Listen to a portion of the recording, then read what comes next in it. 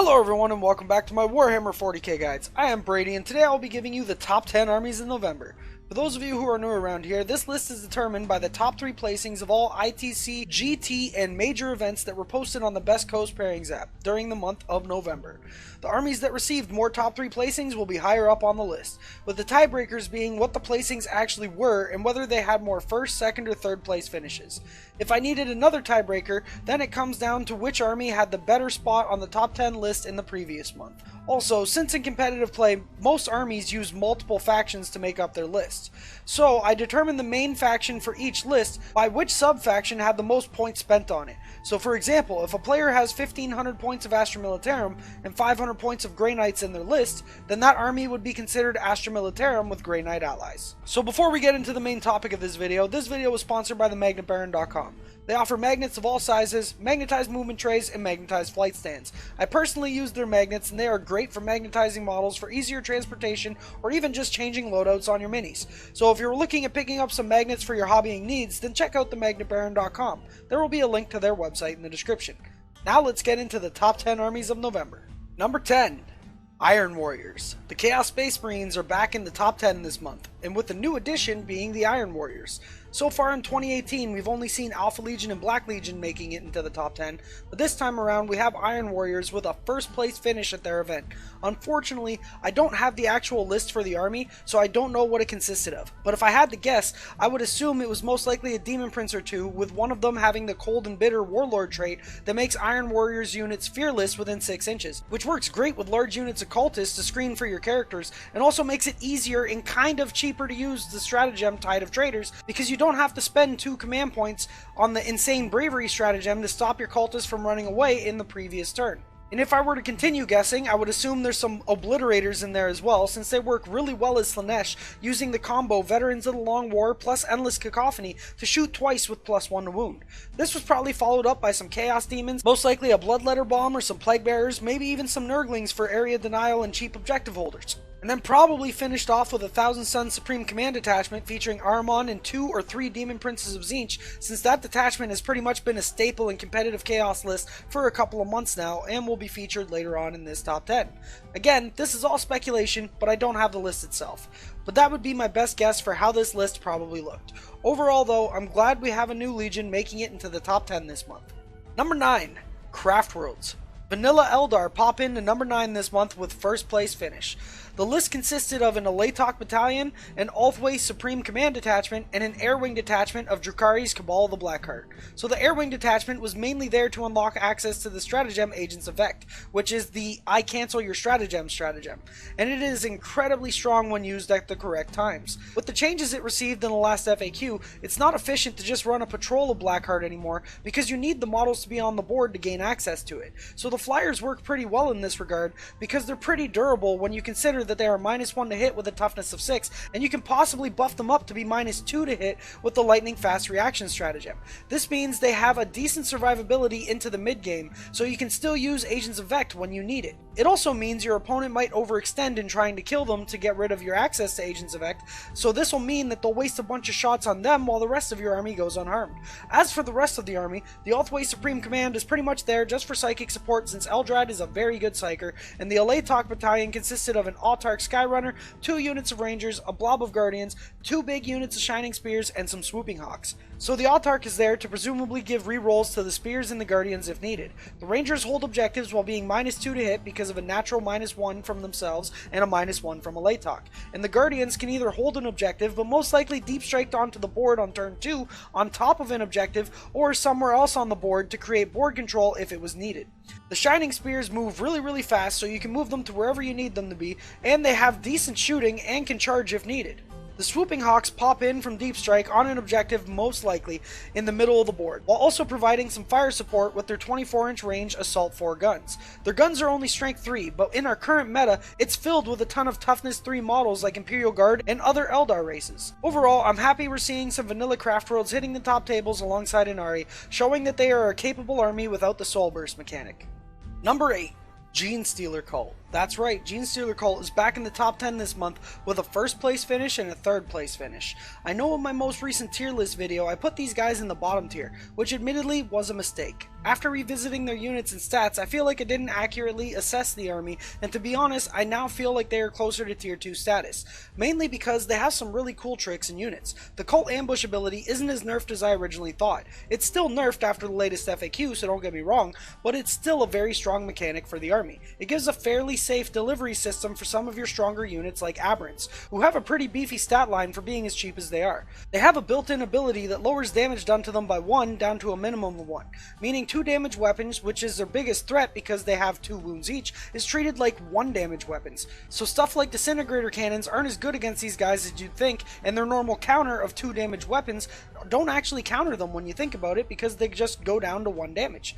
They also have a 5+ feel no pain as well, so if they get shot with a 2 damage weapon that cuts through their 5+ save, well guess what, they still technically get a 5+ save through the feel no pain, because that 2 damage is reduced to 1 damage, and now they have their 1 feel no pain roll, which is a 5+. On top of that, they hit pretty hard in close combat as well, with having 2 attacks each at strength 5, -2 AP and D3 damage. They also get a 3rd attack with the rending claw, which is strength 5, -1 and 1 damage. And you can take a hammer that doubles their strength for 2 strength 10 attacks at -3 AP and 3 flat damage. So these guys are actually decent at killing small vehicles like rhinos, and very good at killing elite infantry. They also get buffed up by a bunch of characters too, which I will talk about in a second when I get to the characters. The Genestealer cult troops are basically guardsmen equivalents, so they're pretty decent, but they don't get access to orders. But instead, they get something different, and that is a rule where they can take wounds for Genestealer cult characters on rolls of 4+, meaning you can keep your characters alive longer and do more damage, essentially giving the characters a 4+ feel no pain save as long as there is infantry around to eat the wounds.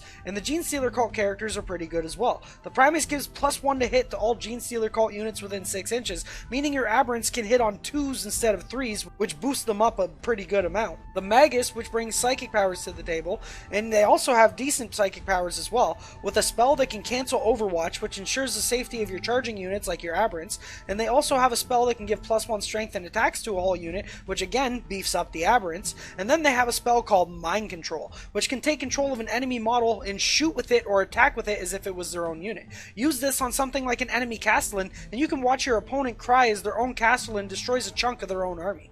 And then you have the Abominants, which again boosts up the Aberrants, by making the Aberrants unmodified rolls of 6 to hit count as 2 hits. And he also causes Psykers that don't have the Tyranids keyword to suffer -1 to cast if they are within 12 inches of him. And he's also a decent beatstick himself. So with all of that said, Aberrants are pretty good. And then on top of that, you can combine Genestealer Cult with Tyranids as well to make a very strong list. Overall, I think it's really cool that Genestealer Cult plays so well this month, and I'm glad they did, because it made me take a better look at the army as a whole and helped me realize that not having a codex didn't really hinder these guys that much. They still have a decent amount of tools to get the job done, even without stratagems. Plus, when you think about it, because there aren't any Genestealer Cult stratagems, you can concentrate most of your command point spending on the Tyranid part of your list, so that works out too. Number 7. Orcs. The Greenskins are back in the top 10 yet again, just after their release in October. The Orcs received the 1st place finish and a 3rd place finish. Like I expected, Orcs with their codex are shaping up to be one of the top armies in the game.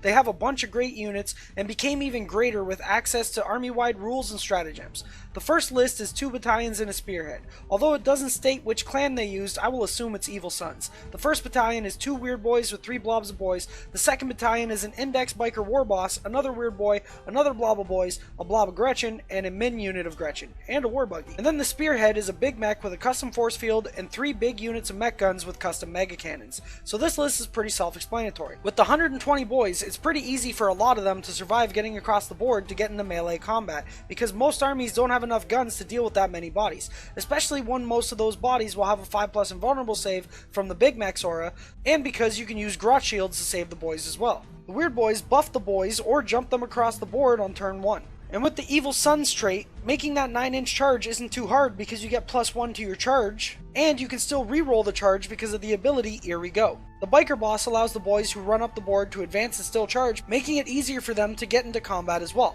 Although turn 1 charges might not be the best thing to do, it might be better to stay in the custom force field on turn 1 and then charge everything on turn 2. And the Gretchen are pretty much there to act like Tau drones for the boys to eat up damage through the stratagem Grot Shields, so it makes your boys even more durable. and the mech guns are there just to blast stuff from across the table. Like I predicted in my recent Orc video, the custom mega cannons seem to be the better choice over the tractor cannon. Overall, I really like this list and would love to play against it sometime with my Drukhari army to see how it holds up. As for the other lists, I'm not going to go too in depth because the lists are extremely similar with spamming boys and support for boys. But in the other list, they bring some Ludas and Gretchen, which they didn't do in the first list. And they use the Ludas and the Gretchen as bad moons, so they can benefit from the bad moons trait instead since they will be shooting. And a cool trick you can do with these guys is you can mob up your 2 Luda squads to make them one giant big unit, and then you can protect that big unit with all the Grots with that stratagem I talked about, and you can make the Ludas shoot twice because of the bad moon stratagem. So that's a neat little combo that I really like. Overall, I like both of these lists and would love to play against them sometime with my Drukhari army since I think it would be a good match and it could go either way. Number 6, Imperial Knights. This time around, the big Titanic machines come in at number 6 with a first place and a third place finish, with the tiebreakers pushing them into the higher spot on this list. Technically, Knights were tied with Orcs and Gene Stealers, but with my tiebreakers, the Knights come out on top. I only have one of the 2 lists though, and this list was a Castellan and 2 Crusaders, the Loyal 32, and a Vanguard of Calexis Assassins. With the limited amount of command points, the Castellan can only really do its full combo for 2 turns, but in certain matchups, that's really all you need to do enough damage to ensure your Castellan's safety. I really like the addition of 3 Calexis as well in this list because they are great counters to Psychic, which are a bane for Knights since mortal wounds are great against them, and spells like Doom and Jinx are great against them too. The Calexis pretty much stop that kind of stuff, so it's even more protection for your Knights. Although it's pretty hard to kill Calexis, they are great for sitting on objectives in the mid and late game as well. Overall, I really like this list, especially the 3 Calexis that I think we're going to see a lot of pretty soon with how popular Psychic heavy armies are right now. Number 5, Thousand Suns. The Sons of Magnus make their way onto the list this month at 5th place with a 1st and 2nd place finish. This army is the main reason why I think Calexis are so popular right now in Imperium armies again. They kinda fell out of favor for a few months, but with Thousand Suns and Inari being everywhere right now, it's time for the Calexis to make their return. So the first list is a battalion of Nurgle demons with 3 squads of Plague Bearers and some support HQs for them. Then a supreme command of Thousand Suns featuring Ahriman, 3 Demon Princes of Tzeentch, and Magnus the Red himself. This list is pretty straightforward. The Plague Bearers provide a screen for the characters to allow them to use their spells with immunity, and because Thousand Suns get plus 6 inches to their spells, most of their spells are at a 24-inch range, which is really good. And also, Thousand Suns can smite multiple times without penalty, so they are very efficient at putting out mortal wounds. Magnus is still a beast and can sometimes win games by himself if the enemy doesn't have the right tools to deal with him, but in some matchups he just gets deleted, especially against Castellans if a Castellan gets to go first. The Plague Bearers are also decent in close combat when they finally get there, and the Demon Princes are really good in close combat as well. The second list took a slightly more fluffy approach, and instead of Nurgle Demons, this player opted to use Pink Horrors and Brimstone Horrors for their Demons battalion. They also included some Tzeentch Flamers. They also had a supreme command of Thousand Suns with Ahriman and 2 Demon Princes, and of course, Magnus the Red. This player also opted to use Mortarion as well from Death Guard to make this a Bash Brothers list with the 2 Demon Primarchs. So with this list, the Brimstones work as a screen or objective holders, and the Pink Horrors either work as a screen or Deep Strike Blob to come in and shoot on turn 2. And the Primarchs just smack stuff until it dies. And for those of you who don't know, the big characters or the 2 Primarchs actually block for the smaller characters with the character rule. So the Primarchs kind of work as a screen for the little Thousand Suns characters. Overall, I like both of these lists, but personally, I think I like the first list better. Number 4, Chaos Demons. Coming in at number 4 this month are the Chaos Demons with 2 second place finishes and a third place finish. The first Chaos Demons list doesn't have any Thousand Suns and is pretty much a pure Nurgle list. It has a battalion of Nurgle Demons, which is pretty standard, and a fortification detachment with the Nurgle Tree thing, and a supreme command of Nurgle with Epidemus, a Poxbringer, a Nurgle Sorcerer, and Mortarion. The second list has a battalion of Chaos Undivided with a Changecaster, a Demon Prince, 30 Bloodletters with a banner, 30 Pink Horrors, and a unit of 6 Nurglings. A battalion of Thousand Suns with Ahriman, a Demon Prince, a unit of Cultists, and 2 blobs of Zangors. And to finish it off, they have a battalion detachment of the Renegade Guard for the Disloyal 32.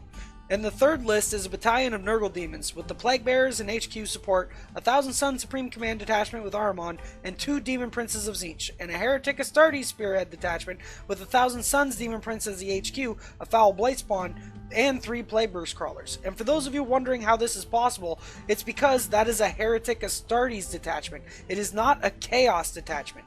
So that is a legal detachment because it's using Heretic Astartes, and there's no rule saying you can't have a Heretic Astartes detachment. Overall, I'm glad we are seeing a bit of diversity in these lists, but it really does seem that Nurgle Demons and Thousand Suns seem to be finding their way into a lot of Chaos lists. Now before we get into the top 3 armies, let's give some honorable mentions. These are the armies that either lost out on top 10 through tiebreakers, or they placed 4th or 5th at their event. So we have Harlequins, Tyranids, Tau, Custodes, Blood Angels, Dark Angels, and Death Guard. And the numbers beside each of those armies is the places that they received at their tournaments. Now with that out of the way, let's get into the top 3 armies of November. Number 3, Drukhari. The Dark Eldar are back again with a first place finish and 2 third place finishes. I only have 2 of the 3 lists, but let's talk about them. So the first list is a Prophets of Flesh battalion with a Blackheart spearhead and Eldari's version of the Loyal 32 with an Elatok battalion. So this list is 1750 instead of 2000 points, which I feel like I should mention. So in the battalion of Prophets of Flesh, they have some racks for screening and board control, and some Talos with Haywire blasters, which are pretty much great at killing pretty much anything. And then they have some characters to buff those units. And then the Spearhead of Drukhari with 3 Disintegrator Ravagers, and an Archon for support to reroll once to hit and once to wound with the Relic. And for the Elatok battalion, they have a Farseer with Doom and Executioner, and a Warlock with Jinx, and 4 units of Rangers. So the Rangers sit in the backfield and screen, or sit on objectives while providing fire support, or trying to pick off characters depending on the matchup. The 2 Psychers support the rest of the army through casting Jinx and Doom. The second list is a battalion of Blackheart, a battalion of Prophets of Flesh, and an Airwing detachment of Blackheart. The battalion has 2 Archons, 3 units of Cabalites with a blaster, and an Agonizer whip and blast pistol on the Cyberites, 2 Ravagers with disintegrator cannons, and a Tantalus. The Prophets of Flesh battalion has a couple of support characters, 3 units of Racks, and a big unit of Grotesques. And the Airwing detachment has 2 Razor Wings with disintegrator cannons and a Void Raven bomber. So I assume most of the infantry go inside the Tantalus, even the Prophets of Flesh stuff, since the Drukhari transports aren't limited to the same Cabal, Coven, or Cult. This makes it easier for the melee units to get across the board faster to possibly get a charge off on turn 2, while also providing protection on turn 1 unless the Tantalus dies. But you can make the Tantalus -1 to hit with a stratagem, and it has a 5+ invulnerable save, and 6+ feel no pain. It also has a bunch of wounds, so it's decently survivable. And the Ravagers and the Flyers just blast the crap out of stuff while rerolling once to hit and once to wound because of the Archon that they surround on turn 1. Overall, I love Drukhari and I'm glad they are doing so well, but come chapter approved, I have a feeling that they are going to get some points increases alongside some of the other top tier armies. Number 2, Astra Militarum. The Imperial Guard is number 2 yet again, with 3 first place finishes, a third place finish, and a second place finish. This time around there were 3 different regiments that were used, which include Catachan, Valhallan, and Deathcore Krieg. Unfortunately, I only have 3 of the list to show, so let's start with the first one. The first list is a very standard Catachan Brigade followed by a Castellan Knight. And since the Brigade gives a ton of command points, it allows the Castellan to do what it needs to do in order to try to put out the damage it needs to and to survive in order to win the game. And the Guard themselves aren't that reliant on the command points, so this combo really works. This is one of the things and why I kind of feel like Games Workshop designed Guard the way they did and why they are used in almost every Imperium list. Every Imperium army other than Guard and maybe AdMech have a hard time getting the command points to fund their cool combos, while Guard have an easy time getting command points but don't really need them. So when you combine Guard with any Imperium army, you kind of get a balanced army. You get enough command points to use on the units that need it, while the units that gain the command points are fine without them. So personally, I feel like this was intentional by Games Workshop, and that they designed Guard to be like this on purpose to help Imperium armies fund the cool stratagems that they have. This is just speculation, but it's honestly how I feel about the design of the army, and personally I'm okay with it and I think it's actually good for the game. It allows Imperium to compete in a meta full of top tier Xenos races. That's just my opinion though. Back to the list itself, it has a bunch of infantry, Strachan, and a priest to give the infantry more attacks, some Hellhounds, and some heavy weapon squads, a unit of Bulgrins, and of course the Castellan. If you want to see a very similar list to this played out on the table, then check out my video where I do a review on the finals from the recent SoCal Open. It's a great game and I think you guys should check it out. As for the second list, it's pretty much the exact same except Valhallan instead of Catachan, and instead of Bulgrin they bring Rough Riders, and they include a unit of conscripts, most likely because they were using the Fearless Relic, which actually makes conscripts decent as a screen for your screen, so to speak. And they also included a Castellan, and also some Custodes shield captains as well on jet bikes. Kind of like the Guard, the shield captains don't necessarily need a lot of stratagems to do their job well. Sure, the stratagems help them, but they can still get by on minimal CP usage. So most of the command points go to the Castellan to buff him up so he can do his job. And the third list is a brigade of Deathcore, another Castellan, and a battalion of Sisters. I won't talk too much about this list, but I will at least show it since this video is dragging on a bit and I still have one more army to talk about. Overall, I think it's cool where you're seeing regiments other than Catachan and Cadia, but I kinda wish the Castellan wasn't an auto-include for Astra Militarum lists. I feel like the Castellan invalidates so many units in the game, because if the Castellan goes first, he can just nuke those units off the table. But even if the other player goes first, the Castellan still gets his 3+ invul, which is hard to get through. Compare that to someone like Magnus, who can also have a 3+ invul and make himself -1 to hit. But that's at least a gamble, because Magnus has to go first to get those spells off to buff himself, whereas the Castellan just gets his 3+ invul no matter who goes first. So I don't hate the Castellan, I just wish it wasn't an auto-include, so we would see more stuff like Space Marines or Blood Angels and other things like that again. Number 1, the best army of November goes to Inari. No! God, please, no! No! No! No! That's right, my most disliked faction in the game is number 1 yet again. All jokes aside, I do think Inari needs some tweaks in chapter approved alongside other top tier armies like Drukhari and Astra Militarum, so hopefully we see those. With that said, Inari received 3 first place finishes, 2 second place finishes, and 2 third place finishes in the month of November to claim the top spot. Fortunately, I only have 3 lists to talk about, so let's get into those. The first list is a spearhead of Inari with a Vrain, Shining Spears, and Dark Reapers, followed up by an Alatok detachment with a Farseer Skyrunner, a Warlock Skyrunner, a Warlock, 3 units of Rangers, and 2 Wave Serpents.